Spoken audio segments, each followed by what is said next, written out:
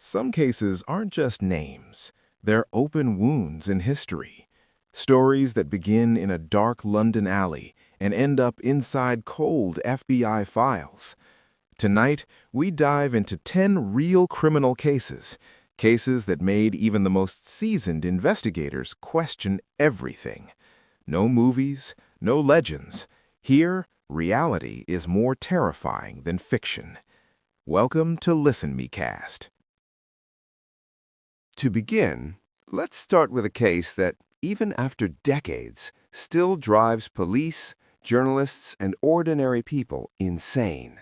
A case where the killer didn't just murder, he played games with the police, with the media, and with the fear of the public.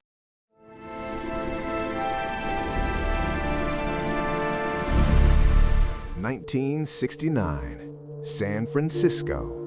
Every night, the city went to sleep in fear. A mysterious killer was out there. He called himself Zodiac, and the city became his hostage. After every attack, letters arrived. Threats, codes, messages meant to terrify. The media couldn't look away. His ciphers were so complex, some of them weren't cracked until decades later by professional code breakers. Sometimes he even called the police himself. Cold voice, calm tone, describing his crimes like they were trophies. Police chased countless suspects, but no one was ever convicted. Then, Zodiac vanished. No arrest, no closure, just a name and a mystery that still refuses to die. The first case was closed without answers, but the dark stories don't end here. The next case proves that some killers don't need letters to bring an entire city to a standstill. January 15th, 1947. Los Angeles woke up, but not to good news, to a nightmare. An empty lot, silence, and in the center, the body of a woman. Cut in half at the waist, not a single drop of blood. Washed clean, arranged with disturbing precision. Her name was Elizabeth Short, a young woman with dreams of becoming a star. But the media gave her another name, the Black Dahlia. Police questioned more than 150 suspects, but the killer never found. Decades have passed, yet the secret still hides in the shadows of Los Angeles nights, waiting for someone brave enough to pull the curtain back. Every case is a story, but some stories never end. Now let's move to the next file, a case that this time didn't unfold in America, but on the other side of the ocean. 1968. Glasgow wrapped in cold fog. Women started vanishing after leaving the clubs. All of them had one thing in common. The last man seen with them was a well-dressed, polite stranger who called himself John. I'm John. He talked about the Bible, sin, judgment, but he became the city's darkest nightmare. After every crime, he disappeared like mist. No fingerprints, no witnesses, no trail. All the police had was a calm smile hiding a monster. And to this day, no one knows who the real John was. Up to this point, we've been dealing with killers who acted alone. People who, with a knife or a gun, could throw an entire city into fear. But now, we're stepping into a world where crime is an industry. This time, it's no longer about an alley or a single city. It's about an empire that knows no borders, a man whose name sent chills through governments for years. Deep in the mountains of Sinaloa, a name rose from whispers to a roar. El Chapo, the man who brought the law to its knees. For From a poor village, he became a king of the underworld.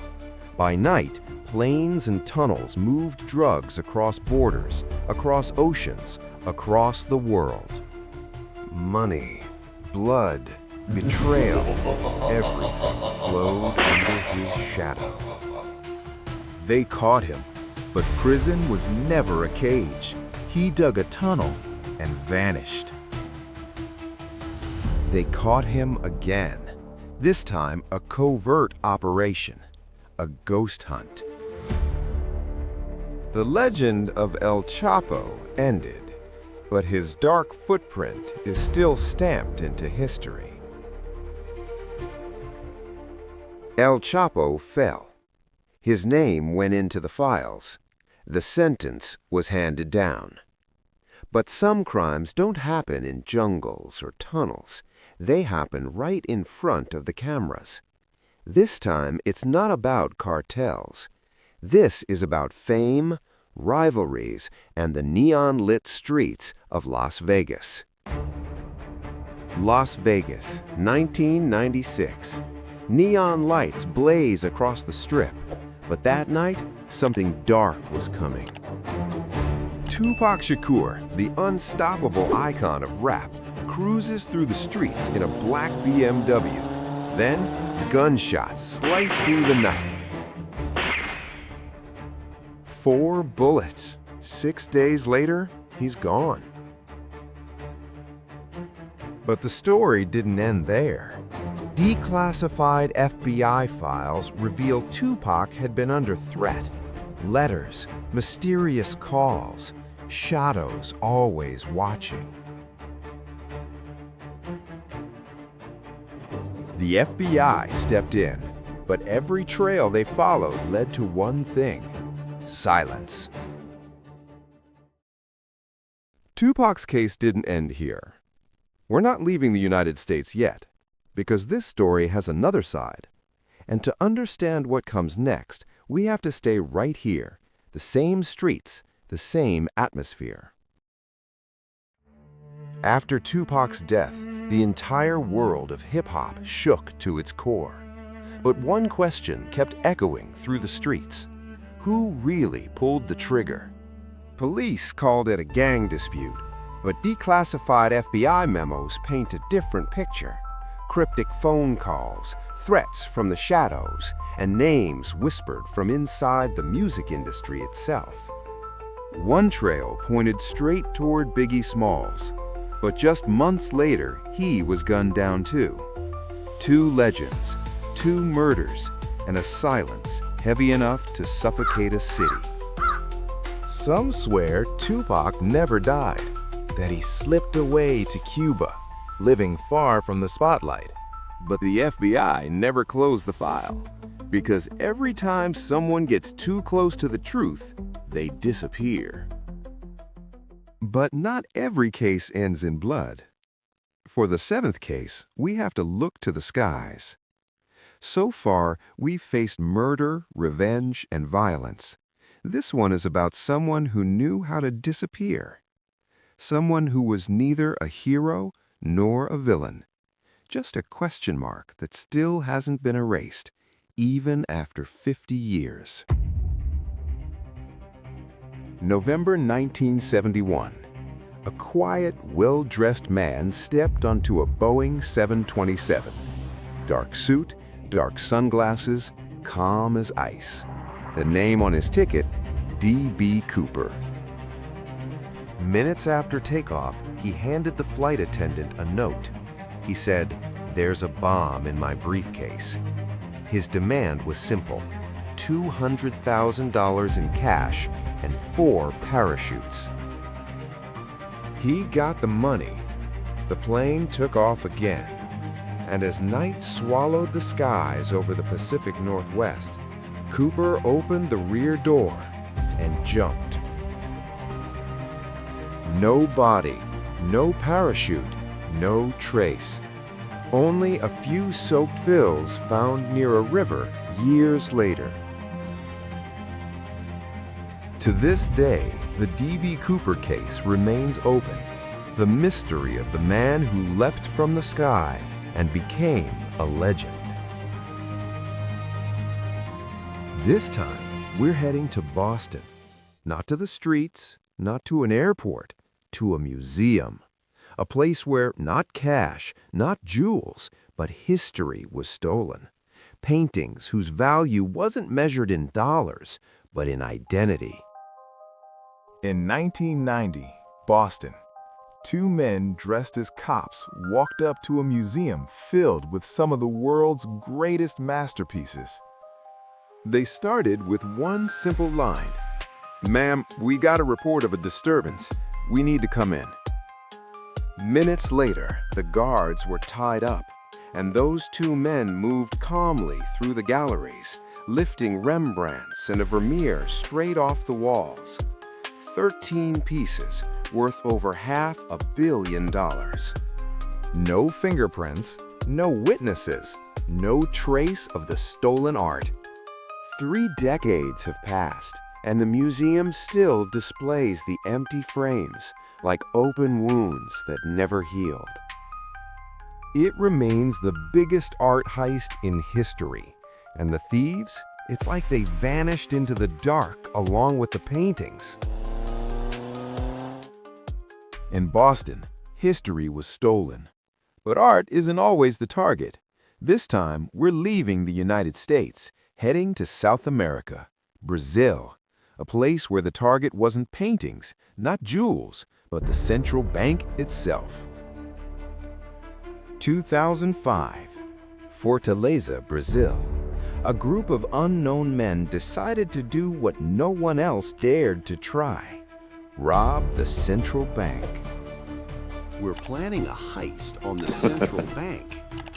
They set up a fake landscaping company. For 6 months, day and night, they dug beneath the city. An 80-meter tunnel, straight to the bank's vault. When they broke through, they took 3.5 tons of cash, more than $70 million, not a single shot fired. By the time police realized what had happened, the tunnel was empty. Only tire marks and damp soil left behind. Some of the thieves were caught, but most of the money gone, still missing. And Fortaleza still feels the underground breath of the men who vanished below it. We've seen how crime grew smarter over time. Tunnels, blueprints, complex operations. But for the final case, we have to turn back the clock. No cameras, no alarms, no security systems. In 1836, in the quiet town of Poughkeepsie, New York, America witnessed its very first real bank heist.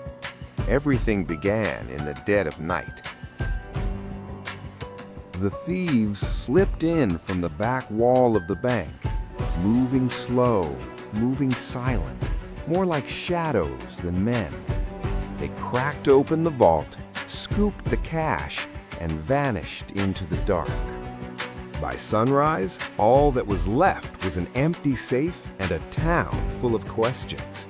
No noise, no witnesses, no footprints. Police said it was the work of professionals, even though the phrase bank robber didn't really exist yet. Nobody ever figured out how they got in, and not a single dollar was ever recovered. That night, for the first time in American history, it felt like the thieves and time itself were working together. These 10 cases weren't just crimes. Each one was a lesson for the police, for the law, and maybe for us.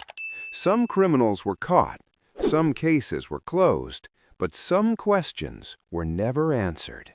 And maybe the bitter truth is this: justice doesn't always win, and we don't always get the full truth.